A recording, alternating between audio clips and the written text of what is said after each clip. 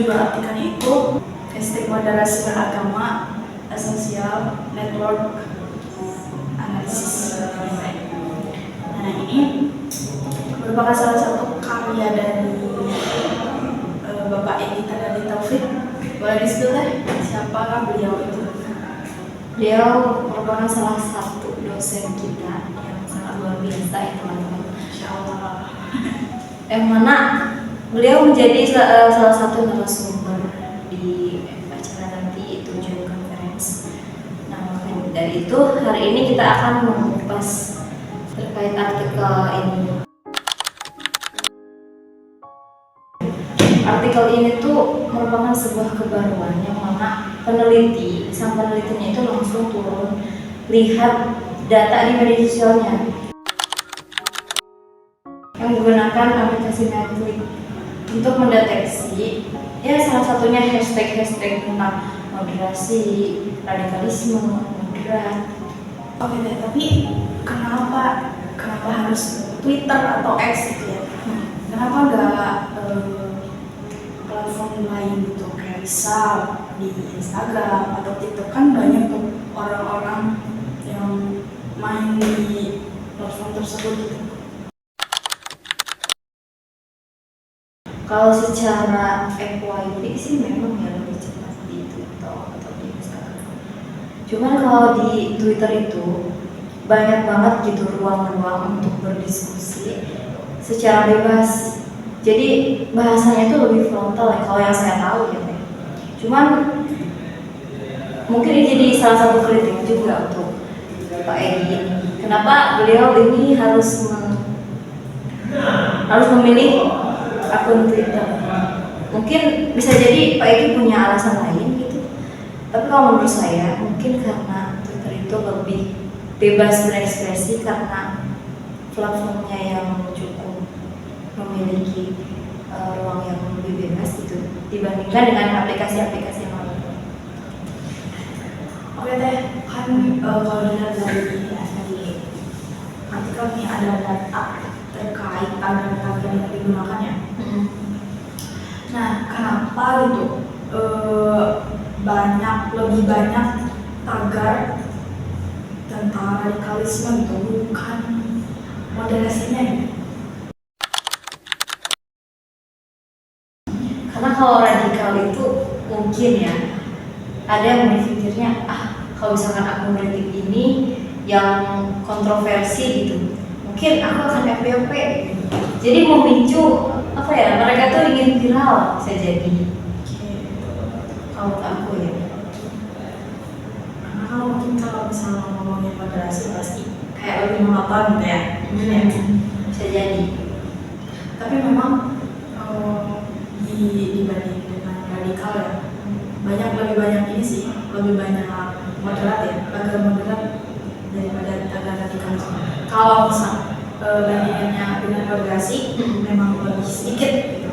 Moderasi lebih sedikit daripada radikalisme. Tapi di atas radikalisme masih ada tagar moderat lebih banyak. Oke, lanjut. Kenapa gitu dibandingkan yang mendukung lebih banyak yang menolak tentang moderasi beragama khususnya di medsos ya? Karena menurut aku gitu, kalau misalkan moderat itu kan berada di tengah-tengah antara yang ekstrem kanan dan yang ekstrem kiri kan. Nah, tapi kenapa banyak yang menolak padahal niatnya kan bukan berarti jauh dari agama kan?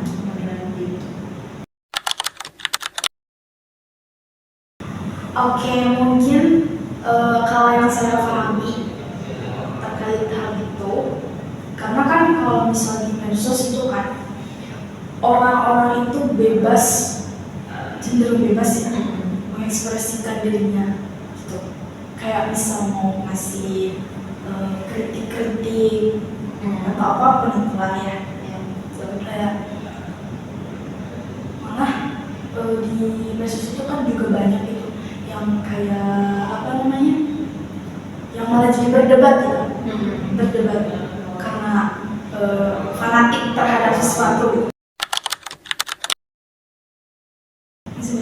Nah, seharusnya itu kalau yang saya baca di artikel ini ya, jadi kayak artikel ini tuh berusaha untuk mencoba mengkritik pemerintah. Nah, harusnya pemerintah itu hadir ikut berkontribusi di Platform-platform itu. iya kayak gitu, ikut berkontribusi Berarti yang sedikit menjadi penengah antara yang ekstrim kanan sama yang ekstrim. Berarti sedikit dong ya peran pemerintah ini.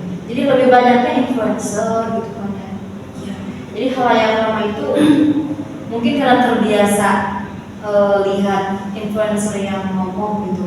Mungkin influencer ngomong juga mereka mikirnya dia mau ngomong gini mungkin karena udah tahu yang benernya gini gitu, nggak mungkin bohong. Jadi si netizen itu percaya aja gitu kan maksudnya.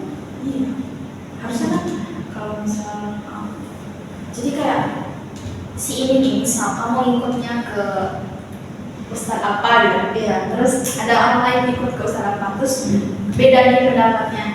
Harusnya pemerintah itu hadir di tengah-tengah, jadi kayak jadi penengah antara keduanya untuk menjaga agar tidak terjadi yang namanya perpecahan. Oke. Kelebihannya jadi apa nih yang dimuat di artikel ini? Kalau menurut kamu sendiri? Kalau menurut aku sendiri ya, kelebihan artikel ini cukup banyak dan artikel ini tuh sangat realistis gitu, relevan banget sama zaman sekarang.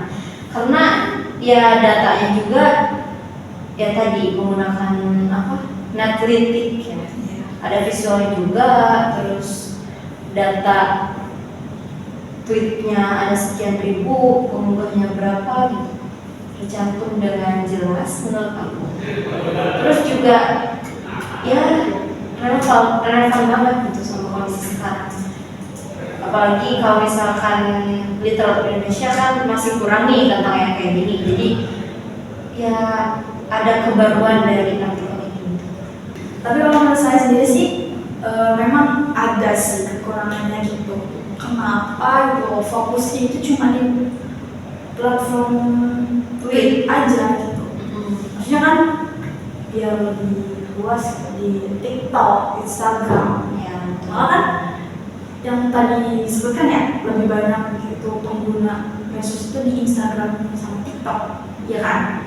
Apalagi kan anak muda sekarang ya lebih suka main TikTok, jadi saya lebih simpel aja ya, lebih gampang untuk populernya gitu. Itu Kan mungkin ada yang kurang mengerti ya cara menggunakan Twitter.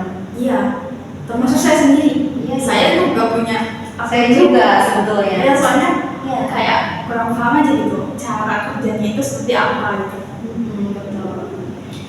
Ya terus ini kan tulisan ini juga artikelnya ditulisnya tahun 2022 ya. Ya, datanya Datanya itu tahun 2022. Mungkin kalau sekarang kayaknya beda lagi gitu. jadi udah berubah ya datanya. Iya.